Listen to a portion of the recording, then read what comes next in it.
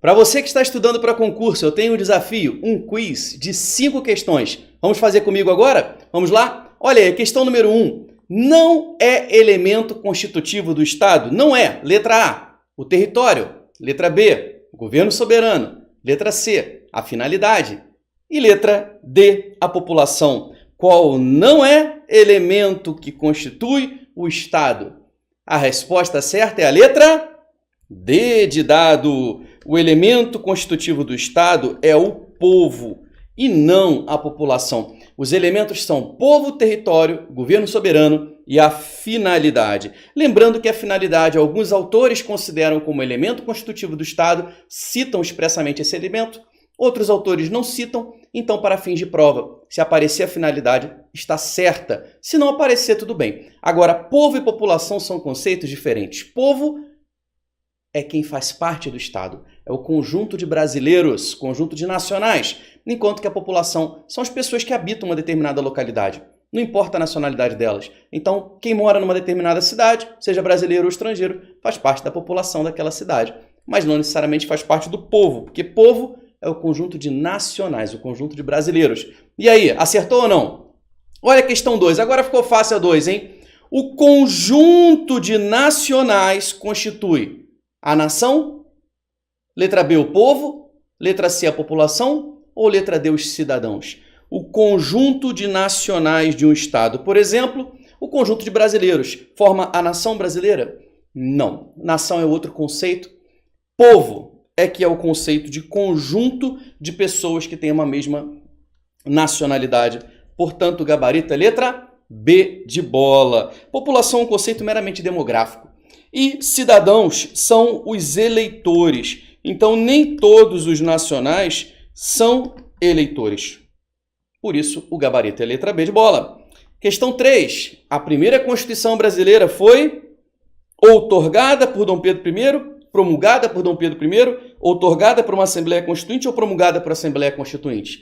Essa primeira Constituição foi a de 1824. E aí, o que você marca? A, B, C ou D? Tchan, tchan, tchan. E aí? Pessoal, qual a diferença entre outorgada e promulgada? Outorgada é quando a Constituição é imposta e promulgada é quando ela é feita por uma Assembleia Constituinte. Então, se foi por Dom Pedro, não poderia ser promulgada, porque não caberia a ele promulgar, mas sim a Assembleia Constituinte. Então, dizer promulgada por Dom Pedro é uma inconsistência, uma incoerência, jamais poderia. Assim como não poderia ser outorgada por uma Assembleia Constituinte, jamais, porque a Assembleia Constituinte é composta por representantes do povo e, portanto, promulga e não outorga. Outorga é imposição. Promulgar é fazer aquilo de forma democrática. Bom, e aí? A primeira Constituição brasileira ela foi outorgada por Dom Pedro, foi imposta por Dom Pedro? Ou ela foi discutida, votada por representantes do povo numa Assembleia Constituinte? Bom, de fato, havia uma Assembleia Constituinte, mas Dom Pedro dissolveu essa Assembleia, formou um conselho de pessoas para elaborar, um conselho de confiança dele, para elaborar esse texto constitucional, e ele impôs, outorgou a nossa primeira Constituição, prevendo, inclusive, não os 3 poderes clássicos, legislativo, executivo e judiciário, não apenas eles, mas também criou um 4º poder, que é o poder moderador, que era exercido justamente por ele, por Dom Pedro, Pedrinho. E a questão número 4, olha lá, o preâmbulo da Constituição Federal. O que é preâmbulo, Rodrigo? Quando você pega a Constituição, o que tem logo no início? O preâmbulo. Nós, representantes do povo brasileiro, reunidos em Assembleia Nacional Constituinte para instituir um Estado democrático, blá, blá, blá, blá, blá, blá. O preâmbulo da Constituição é uma norma de reprodução obrigatória nos estados? Então, cada estado tem a sua Constituição estadual. Nesta Constituição estadual, tem que estar escrito aquilo que está no preâmbulo da Constituição Federal? Tem que ser reproduzido obrigatoriamente, sim ou não? O preâmbulo tem hierarquia constitucional, ou seja, ele realmente é uma norma constitucional, está no mesmo nível das normas do corpo da Constituição, e o corpo da nossa Constituição tem lá os artigos 1º a 250, mais o ADCT, e aí o preâmbulo se equipara a essas normas, sim ou não? Tem a mesma hierarquia? Ou o preâmbulo não tem nenhuma relevância jurídica? Não vale de nada para o ordenamento jurídico, ele não é uma norma constitucional. Ou ele tem força normativa, mas uma força normativa infraconstitucional. Ele tem a força como se fosse uma norma que está abaixo da Constituição. Qual é a resposta certa? Gabarito letra C. Essa questão foi analisada pelo Supremo Tribunal Federal. Que questão? A da natureza jurídica do preâmbulo. Se o preâmbulo ele estava na mesma hierarquia da Constituição, das demais normas da Constituição, se ele era uma norma constitucional propriamente ou não. Inclusive, isso foi na discussão que teve de uma ação direta de inconstitucionalidade contra o preâmbulo da Constituição do Acre, porque lá no preâmbulo da Constituição do Acre não previa a proteção de Deus, que está no preâmbulo da Constituição Federal. E aí foi questionado no Supremo Tribunal Federal. Peraí, a falta da proteção de Deus no preâmbulo da Constituição do Acre viola a Constituição Federal? Seria o preâmbulo uma norma de reprodução obrigatória? E o Supremo Tribunal Federal, que é o intérprete máximo da Constituição, disse: não, preâmbulo não é norma de reprodução obrigatória nos estados.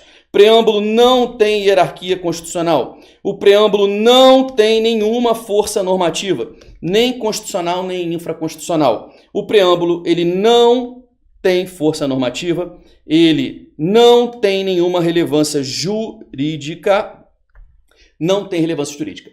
A única relevância do preâmbulo é para fins históricos, para conhecimento do que foi a intenção daqueles nossos representantes. O preâmbulo tem uma natureza política. Ele até nos ajuda a interpretar, a entender melhor a Constituição, mas ele não é uma norma jurídica. Por isso, gabarito letra C.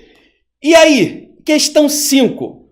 O que fazer para passar em concurso? Você sabe o gabarito dessa questão? Olha aí a letra A. Seguir um método de estudo eficiente.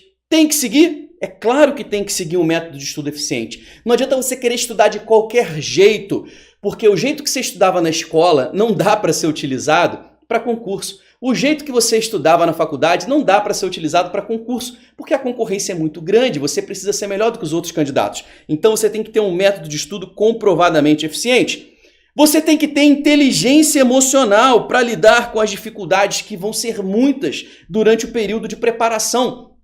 Você, durante o estudo para concurso, você vai lidar com frustrações de reprovações, porque em geral você vai ser reprovado muitas vezes antes de passar, com desânimo, com muitas vezes até situações de pessoas falando para você que você não vai conseguir. E é o seguinte, as pessoas não conseguem passar e elas querem desanimar as outras, porque elas não conseguem, elas não querem que as outras consigam também. Então você vai ouvir muita gente falando besteira, você tem que estar muito blindado emocionalmente, para quê? Para não cair nesses papos das pessoas. Você vai ter que se manter firme com inteligência emocional para cumprir o que você se programou para cumprir, para não desistir no meio do caminho. Então tem que ter muita inteligência emocional, que é a capacidade de lidar com as suas emoções positivas e negativas, principalmente controlar as emoções negativas. Sim, você tem que aprender a gabaritar direito constitucional? Tem. Por quê?